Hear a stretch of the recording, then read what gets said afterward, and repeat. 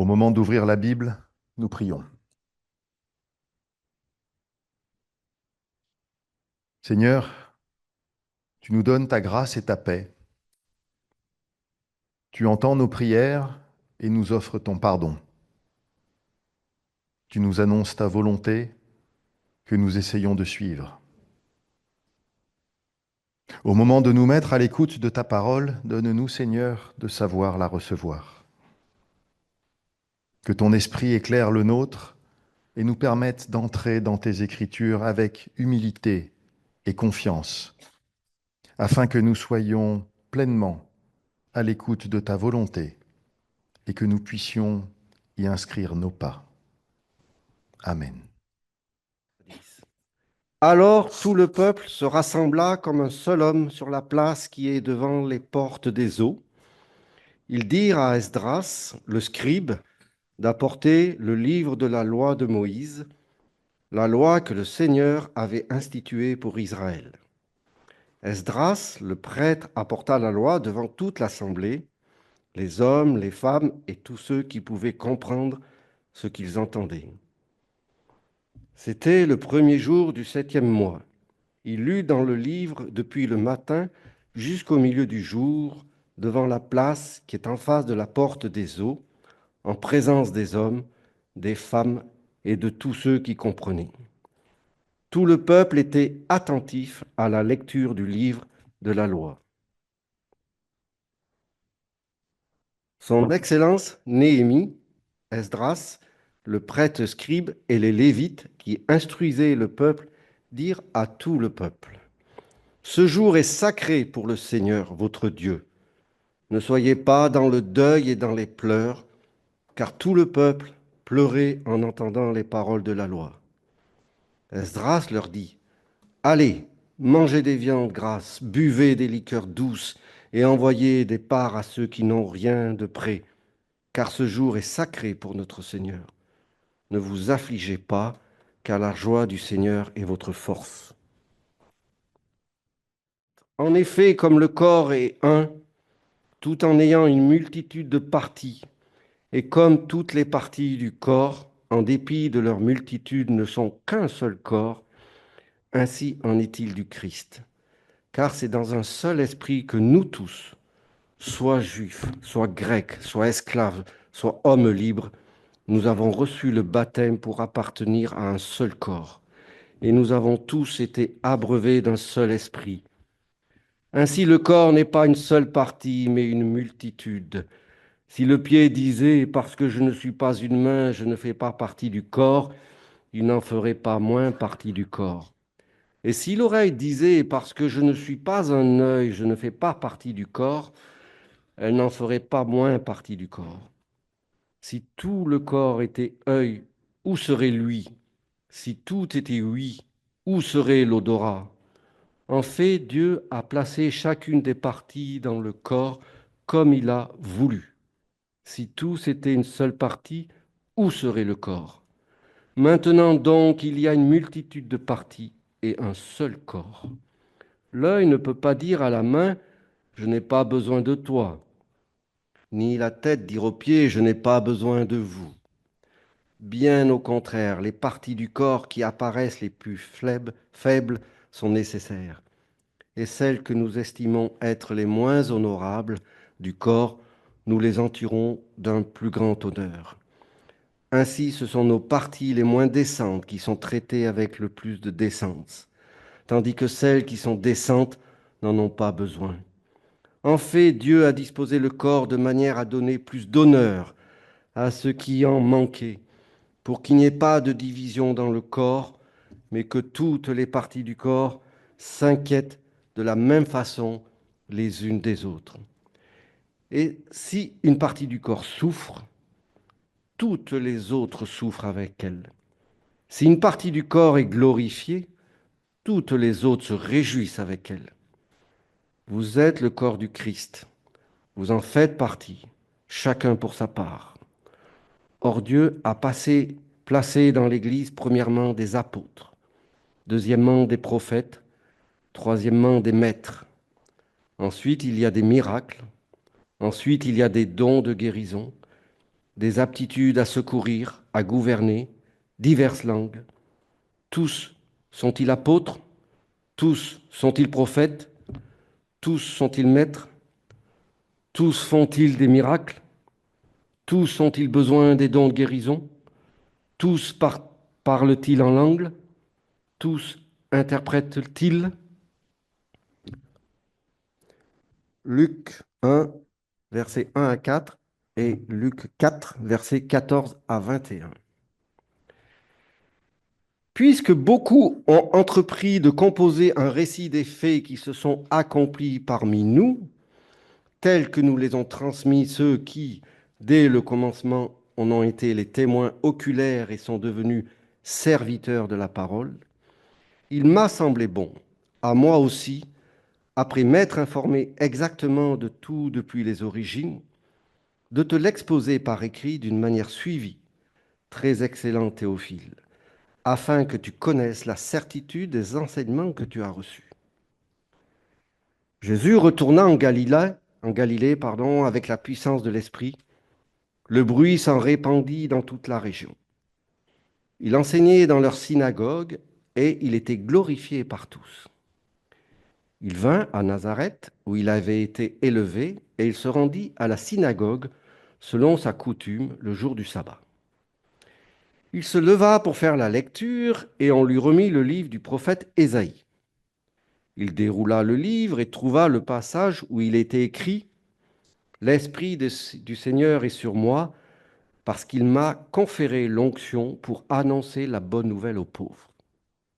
Il m'a envoyé pour proclamer aux captifs la délivrance et aux aveugles le retour à la vue, pour renvoyer libres les opprimés, pour proclamer une année d'accueil de la part du Seigneur. » Puis il roula le livre, le rendit aux servants et s'assit. Les yeux de tous dans la synagogue étaient fixés sur lui. Alors il se mit à leur dire, « Aujourd'hui, cette écriture que vous venez d'entendre est accomplie. »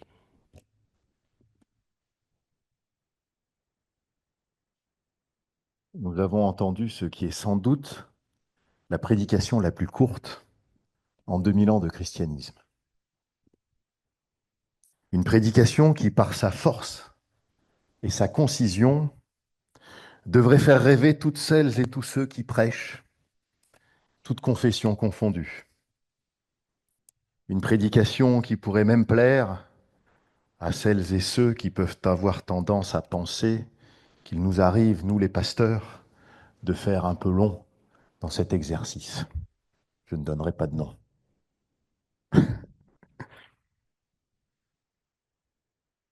9 mots. 9 mots pour tout dire. 9 mots pour relier le passé avec le présent. 9 mots pour annoncer l'accomplissement de plusieurs siècles de prophéties. 9 mots pour répondre à plusieurs siècles d'attente. 9 mots pour annoncer un changement radical, un nouveau paradigme, un renversement des valeurs. 9 mots pour changer le monde, pardon, qui change le monde. Alors je crois voir dans le regard de certains d'entre vous cette question que seule la politesse et les usages vous ont empêché de me poser. Mais de quels 9 mots nous parle-t-il? Alors je vous réponds tout de suite, et je cite dans notre lecture du jour de l'Évangile. Aujourd'hui, cette écriture que vous venez d'entendre est accomplie. 9 mots que j'ai déjà largement dépassés, puisqu'à ce stade, j'en suis précisément à 206 mots. On s'amuse comme on peut quand on écrit une prédication, dans lesquels j'inclus le waouh initial. C'était le premier des 206 mots. Et en 206 mots, je ne vous ai à peu près rien dit. Mais que voulez-vous, tout le monde ne s'appelle pas Jésus. Enfin, pas moi en tout cas. Mais je vous ai peut-être pas totalement rien dit quand même. Sans entrer dans la recherche précise de la définition du mot prédication, cela nous prendrait trop de temps, nous pourrons retenir que l'idée est de chercher à comprendre et à commenter le texte biblique à la lumière de l'Esprit Saint. C'est bien ce qu'a fait Jésus dans notre évangile du jour. Il est entré dans la synagogue, il a lu un passage des Écritures, en l'occurrence un passage du livre d'Ésaïe, les 2 premiers versets, très brefs, du chapitre 61. Puis après sa lecture, il a roulé le livre pour le refermer. Il s'est assis et il a commencé à prêcher, donc à proposer une explication du texte qu'il venait de lire, à le commenter, afin de permettre à l'assemblée présente d'en prendre la mesure,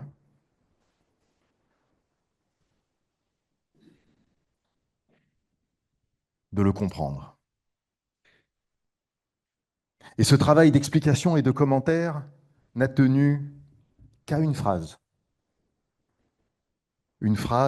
simple de 9 mots, pour dire, voilà, ce qui est dit dans ce passage, ce qui est annoncé dans cette prophétie, car ne l'oublions pas, Isaïe était bien un prophète, ce qui est dit donc, c'est que la prophétie s'est réalisée, et elle s'est réalisée à travers moi.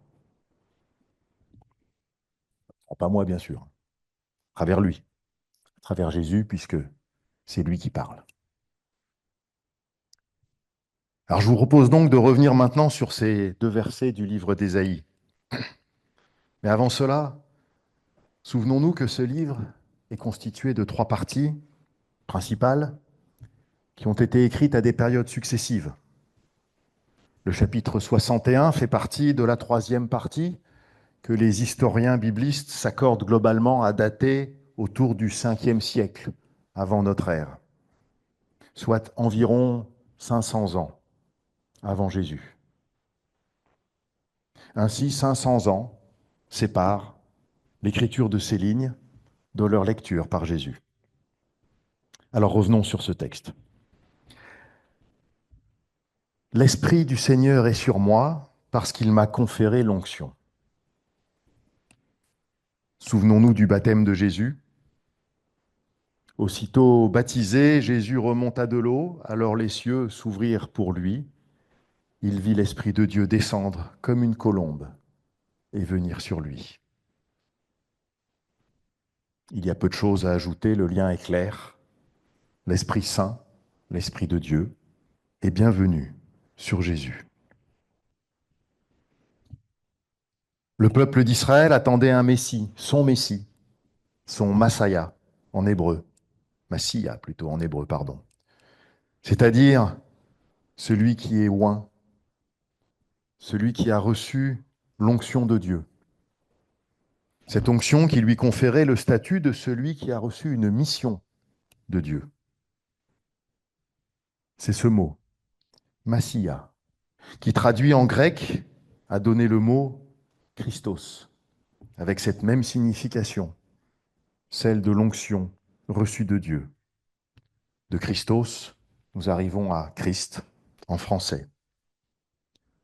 Ainsi, dans cette phrase du livre d'Ésaïe, celui qui s'exprime est bien celui qui a reçu l'onction donnée par Dieu, l'onction du Seigneur, cette onction qui fait de lui le Messie, le Christ. Poursuivons notre lecture. Je cite, « Pour annoncer la bonne nouvelle aux pauvres ». Avant d'aller plus loin, pour s'intéresser à la nature de cette bonne nouvelle, revenons sur un mot bien connu de chacune et chacun de vous, évangile, du grec évangélion, qui signifie précisément bonne nouvelle. Ainsi, cet oint de Dieu dont il est question est annoncé comme devant venir pour annoncer la bonne nouvelle, c'est-à-dire l'Évangile. En reconnaissant Jésus comme le Messie, le Christ, loin de Dieu, l'apostrophe bien sûr, il était logique que les récits de sa vie et de son ministère soient appelés Évangile, car il relate la bonne nouvelle qui est venue nous apporter le Christ. Il reste alors à définir les pauvres qui sont destinataires de cette bonne nouvelle.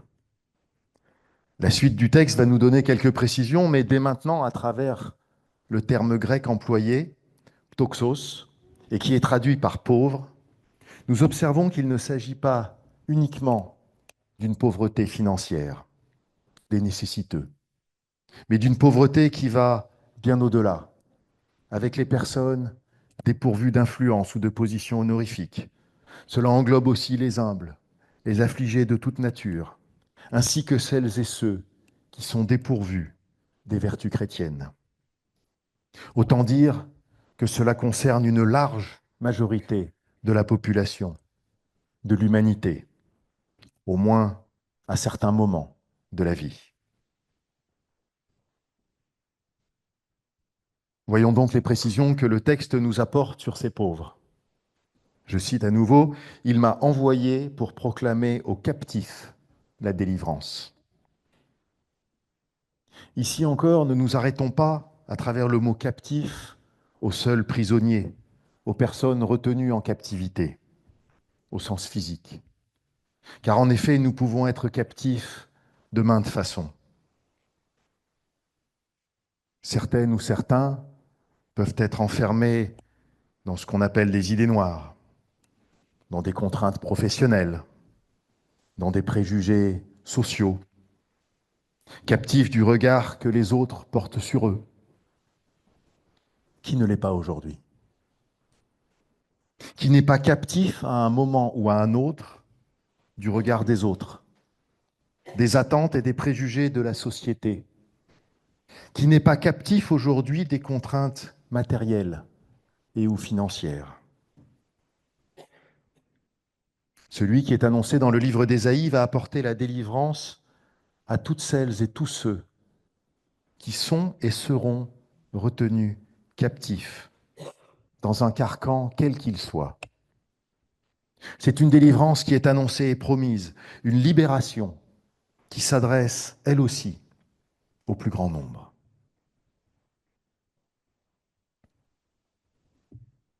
Je cite encore, pour proclamer aux aveugles le retour à la vue, pour renvoyer libres les opprimés. Ici encore, il me semble qu'il ne faut pas s'arrêter à la vue physique. Rendre la vue aux aveugles, c'est aussi permettre de voir la prochaine et le prochain. Le voir tel qu'il ou elle est, pas seulement physiquement, mais voir ses qualités et ses défauts, ses forces et ses faiblesses. Voir cela chez notre prochaine ou notre prochain, mais aussi le voir en nous-mêmes. Donner la vue aux aveugles, c'est aussi offrir à chacune et à chacun de voir l'espérance du salut à travers l'amour du Père. Voir cette espérance et cet amour, c'est y croire et c'est s'en nourrir. Voir l'espérance offerte et l'amour reçu, c'est aussi ce qui libère de la captivité, libère de l'oppression, qui elle-même représente toutes les formes de souffrance, qu'elles soient physiques, mentales, morales, psychologiques et même spirituelles.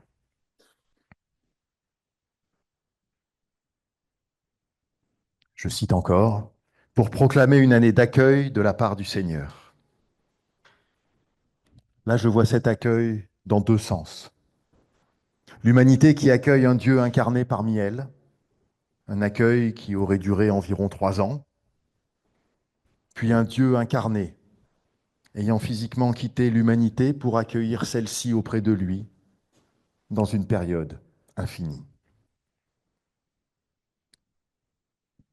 Là, je vous vois venir, vous pensez, et que fait-il de une année? Année, eniaitos, en grec, n'est pas aussi précis que cela. Eniaitos définit plutôt une période de temps. Et nous le savons, le temps de Dieu n'est pas le nôtre. Et le nôtre n'est pas celui de Dieu.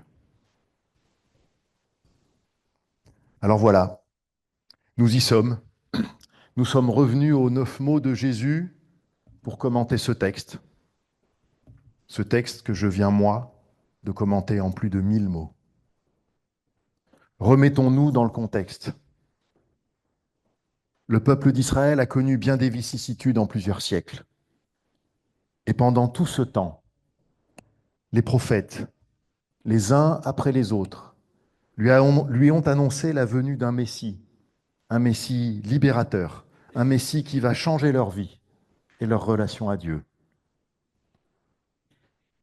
En ces temps aussi, l'étude des textes bibliques était régulière et chacune et chacun connaissait parfaitement la portée de ces 2 versets d'Ésaïe.